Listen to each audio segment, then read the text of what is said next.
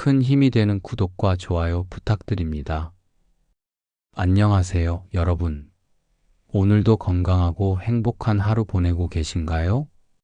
저는 30년 경력의 사회복지사 김석훈이라고 합니다. 오늘은 정말 중요한 소식을 가지고 왔습니다. 이재명 정부의 새로운 노인 복지 정책에 대해 자세히 알려드리려고 해요. 새 정부가 들어설 때마다 정책이 바뀌니까 어르신들 많이 혼란스러우시죠? 저도 현장에서 어르신들을 만나면 항상 하시는 말씀이 또 바뀌었어? 도대체 뭐가 뭔지 모르겠네라고 하십니다. 특히 복지 정책은 우리 생활과 직결되는 부분인데 자주 바뀌니까 더 헷갈리시는 것 같아요. 오늘은 제가 여러분께 정말 희망적인 소식들을 전해드릴 수 있을 것 같습니다.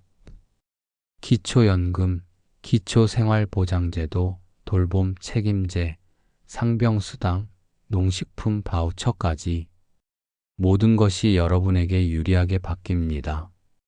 지금부터 사연을 읽어보겠습니다. 첫 번째 사연은 인천에 사시는 83세 박영수 할아버지와 80세 정순자 할머니 부부의 이야기입니다. 박 할아버지 부부는 지금까지 기초연금을 받으면서도 항상 억울함을 느끼고 계셨어요. 왜냐하면 부부라는 이유로 각자 받는 금액이 20%씩 깎여서 혼자 사는 어르신이 30만 원을 받을 때 이분들은 각각 24만 원씩만 받고 계셨거든요. 우리가 왜 부부라는 이유로 돈을 덜 받아야 하는지 모르겠다고 항상 말씀하셨죠. 정말 억울하셨을 거예요. 박 할아버지는 젊은 시절 공장에서 평생 일하셨지만 그때는 국민연금도 제대로 없던 시절이라 노후 준비가 부족하셨어요. 할머니도 평생 가정주부로 살아오셔서 별다른 노후 소득이 없으셨고요.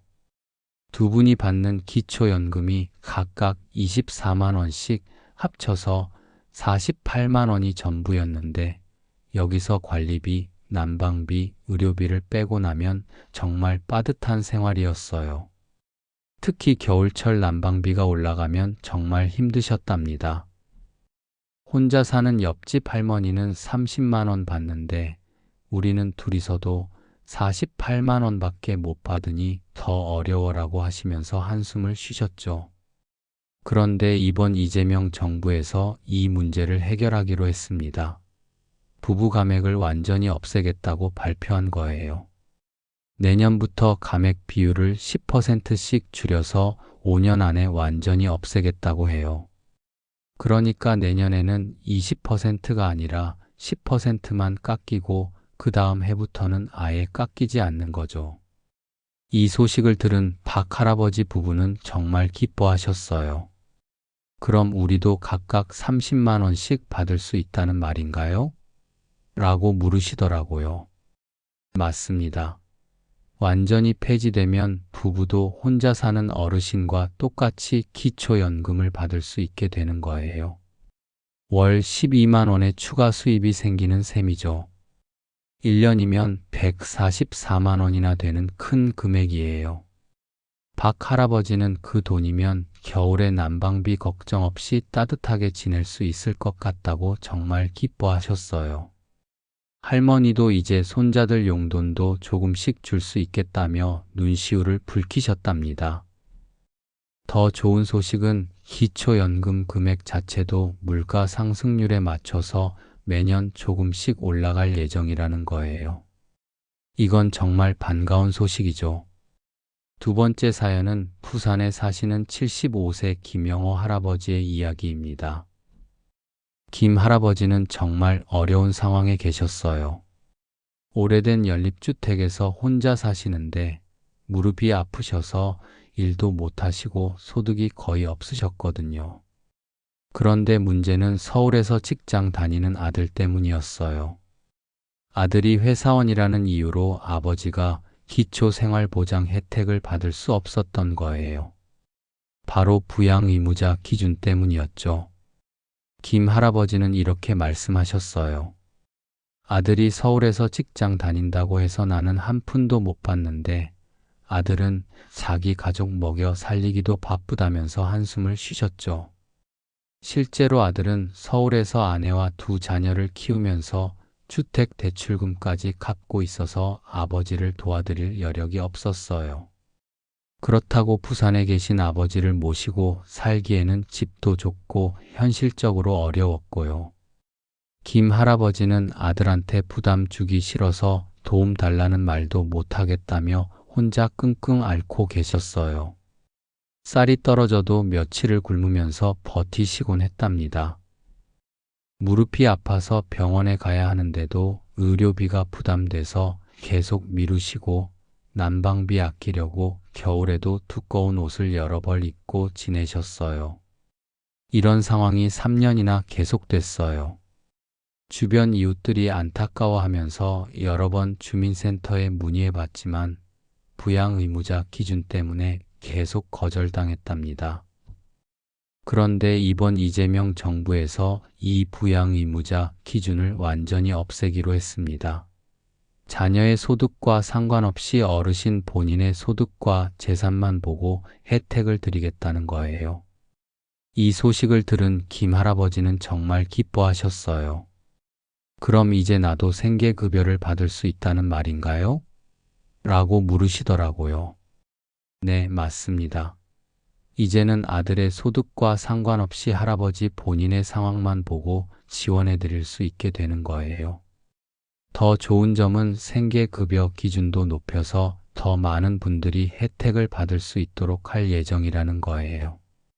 그리고 기초연금을 받는다고 해서 생계급여에서 제외되지도 않고요.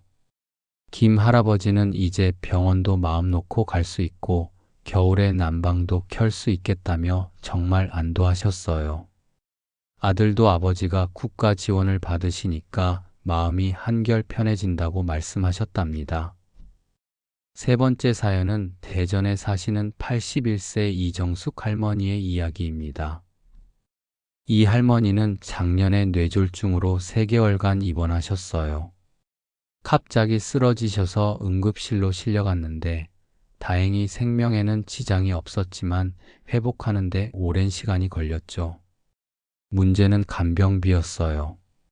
하루에 10만 원씩 한 달이면 300만 원이 넘어가는 거예요. 3개월이니까 총 900만 원이나 들었답니다. 할머니의 자녀들이 돌아가면서 간병을 하려고 했지만 모두 직장이 있다 보니 어려웠어요. 큰딸은 회사를 그만둘 뻔했고 아들은 유급 휴가를 다 써버렸죠. 결국 간병인을 고용할 수밖에 없었는데 가족들이 모은 돈으로도 부족해서 집까지 담보로 대출을 받아야 했어요. 이정숙 할머니는 내가 아파서 자식들에게 집만 댔다며 눈물을 흘리셨죠.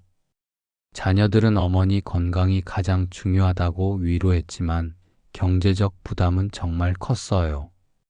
특히 둘째 딸은 간병으로 인해 직장을 그만두게 되면서 가정 경제가 어려워졌고 아들도 대출금 때문에 스트레스를 많이 받았답니다. 할머니는 퇴원 후에도 다시 아프면 어떻게 하나, 또 자식들한테 부담을 줄 텐데라는 걱정에 밤잠을 설치셨어요.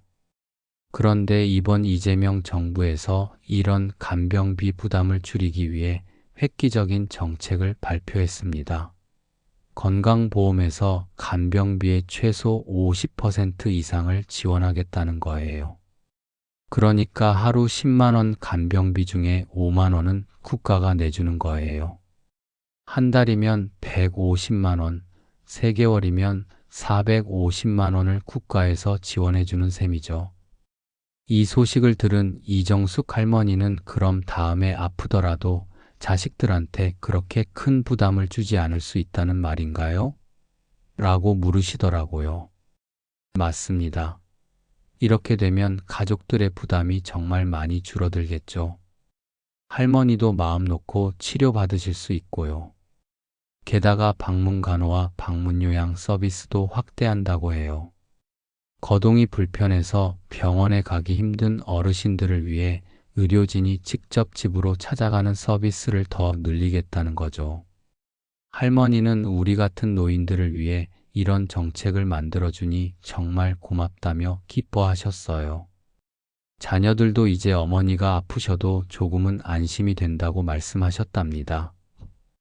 또한 어르신 전담 주치의 제도도 전국으로 확대한다고 합니다. 한 분의 의사가 어르신의 건강 상태를 지속적으로 관리해 드리는 거예요. 마지막 사연은 광주에 사시는 61세 최영철 씨의 이야기입니다. 최 씨는 택시 운전을 하시다가 작년에 허리를 다치셨어요. 무거운 짐을 들다가 디스크가 터져서 수술까지 받으셔야 했죠. 의사 선생님은 최소 2개월은 절대 안정을 취해야 한다고 하셨어요. 하지만 최 씨에게는 2개월간 일을 쉰다는 게 정말 큰 부담이었어요. 택시 운전은 일한 만큼 돈을 버는 일이잖아요. 일을 안 하면 수입이 하나도 없는 거죠. 게다가 수술비와 치료비까지 들어가니까 경제적으로 정말 어려웠어요. 최 씨는 아파도 생계 때문에 억지로 일하다가 더 크게 다칠 뻔했다고 말씀하셨어요. 실제로 한 개월 만에 다시 운전대를 잡았다가 재발해서 더 오래 치료받으셔야 했답니다. 부인이 파트타임으로 일하고 있었지만 그 수입만으로는 생활비와 치료비를 감당하기 어려웠어요. 결국 적금을 해지하고 친척들에게 돈을 빌려서 어렵게 버텼죠. 최 씨는 일하는 사람이 아프면 쉴 수 있는 제도가 있으면 좋겠다고 항상 말씀하셨어요. 그런데 이번 이재명 정부에서 상병수당을 전국적으로 확대하기로 했습니다. 아파서 일을 못할 때 생활비를 지원해주는 제도예요. 올해부터는 소득 기준도 폐지해서 모든 시민이 지급받을 수 있게 되었어요. 지원 금액은 최저임금의 60%인 약 48,000원씩 최대 150일까지 받을 수 있답니다. 한 달이면 약 140만 원 정도니까 당장의 생활비 걱정은 좀 덜 수 있겠죠. 최 씨는 그런 제도가 있었다면 마음 놓고 치료받을 수 있었을 텐데라며 아쉬워하셨지만 앞으로는 다른 분들이 나처럼 고생하지 않아도 되겠다고 기뻐하셨어요. 여기서 30년 사회복지 현장 경험을 바탕으로 이번 정책들을 분석해 보겠습니다. 첫째, 기초연금 부부감액 폐지의 의미. 이는 단순히 금액이 늘어나는 것 이상의 의미가 있습니다. 기존 제도는 부부가 함께 산다는 이유로 생활비가 줄어든다는 전제였는데 실제로는 그렇지 않죠. 의료비, 생활비는 개인별로 들어가는 경우가 많거든요. 특히 고령 부부의 경우 한 분이 치매나 중증 질환에 걸리면 간병비, 의료비가 2배로 들어가는 경우도 많아요. 이번 개선으로 월 12만 원 추가는 이런 분들에게 정말 큰 도움이 될 거예요. 둘째, 부양의무자 기준 폐지의 파급 효과. 현재 부양의무자 기준 때문에 지원을 못 받는 어르신이 전국적으로 약 30만 명 정도로 추정됩니다. 이분들이 모두 혜택을 받게 되면 노인 빈곤율이 크게 개선될 것으로 예상해요. 또한 자녀들의 심리적 부담도 크게 줄어들 거예요. 지금까지는 내가 벌어서 부모님이 혜택을 못 받는다는 죄책감이 있었거든요. 셋째, 돌봄 국가 책임제의 혁신성. 간병비 50% 지원은 정말 획기적인 정책입니다. 현재 우리나라 간병비 시장 규모가 연간 2조 원 정도인데 이 중 절반을 국가가 지원한다는 건 엄청난 변화예요. 이로 인해 가족들이 돌봄 때문에 직장을 그만두는 일이 크게 줄어들 것이고 여성의 경제활동 참여율도 높아질 거예요. 넷째, 상병수당의 사회적 효과입니다. 상병수당은 단순히 개인 지원을 넘어서 사회 전체의 건강 수준을 높이는 효과가 있어요. 아픈 상태에서 억지로 일하면서 병을 키우는 일이 줄어들고 조기 치료로 의료비도 절감될 거예요. 특히 자영업자나 일용직 근로자들에게는 정말 필요한 안전망이 될 것 같아요. 이제 이런 정책들이 언제부터 시행되는지, 어떻게 신청하는지 알려드릴게요. 기초연금 부부 감액 폐지됩니다. 내년부터 단계적으로 시행됩니다. 내년에는 감액 비율이 20%에서 10%로 줄어들고 5년 안에 완전 폐지예요. 이미 기초연금을 받고 계신 분들은 따로 신청하실 필요 없이 자동으로 적용됩니다. 부양의무자 기준 폐지가 됩니다. 내년부터 고령자나 중증장애인 가구부터 적용되고 점차 확대될 예정이에요. 간병비 지원이 됩니다. 내년부터 시범사업으로 시작해서 대형 병원부터 적용, 점차 확대됩니다. 상병수당은 올해부터 14개 지역으로 확대되고 3년 내 전국 시행 예정이에요. 신청 방법은 간단합니다. 주민센터 방문 상담 신분증, 통장사본, 건강보험증 지참합니다. 복지로 웹사이트에서 온라인 신청 가능합니다. 전화 상담 후 방문 예약합니다. 몇 가지 주의사항을 말씀드릴게요. 첫째, 소득이나 재산 변동 사항이 있으면 반드시 신고하세요. 둘째, 허위 신고는 절대 금물입니다. 나중에 환수 조치될 수 있어요. 셋째, 복지 혜택 중복 신청에 주의하세요. 넷째, 수수료를 요구하는 대행업체는 사기일 가능성이 높으니 조심하세요. 꿀팁을 알려드리면, 주민센터는 화요일이나 수요일 오전이 가장 좋아요. 필요 서류는 미리 발급받아 보관해 두세요. 복지제도는 매년 바뀌니까 1년에 한 번은 꼭 확인하세요. 혼자 고민하지 마시고 주변에 도움을 청하세요. 자주 묻는 질문 시간입니다. Q&A입니다. 질문은 기초연금과 국민연금을 동시에 받을 수 있나요? 대답은 네, 두 가지 모두 받으실 수 있어요. 성격이 다른 제도거든요. 질문집이 있는데도 기초생활수급자가 될 수 있나요? 대답은 집의 가치에 따라 달라져요. 이재명 정부에서는 주거용 재산 공제 한도를 높이겠다고 했으니 더 많은 분들이 혜택 받을 수 있을 거예요. 질문은 돌봄 서비스는 누구나 받을 수 있나요? 대답은 현재는 소득과 건강 상태를 고려해서 우선순위를 정하고 있지만 앞으로 대폭 확대될 예정이에요. 여러분, 지금까지 이재명 정부의 새로운 노인복지 정책에 대해 자세히 알아봤는데요. 어떠셨나요? 제가 30년 동안 사회복지사로 일하면서 느낀 건 세상이 점점 더 좋아지고 있다는 거예요. 예전에는 상상도 못했던 복지 혜택들이 지금은 현실이 되었잖아요. 여러분, 건강하게 오래 사시는 게 가장 중요해요. 그리고 국가에서 제공하는 혜택들을 적극적으로 활용하셔서 더 행복한 노후를 보내시길 바랍니다. 주저하지 마시고 주민센터나 복지관에 가서 상담받아 보세요.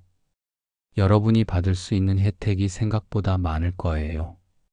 오늘도 건강하고 행복한 하루 보내세요. 감사합니다.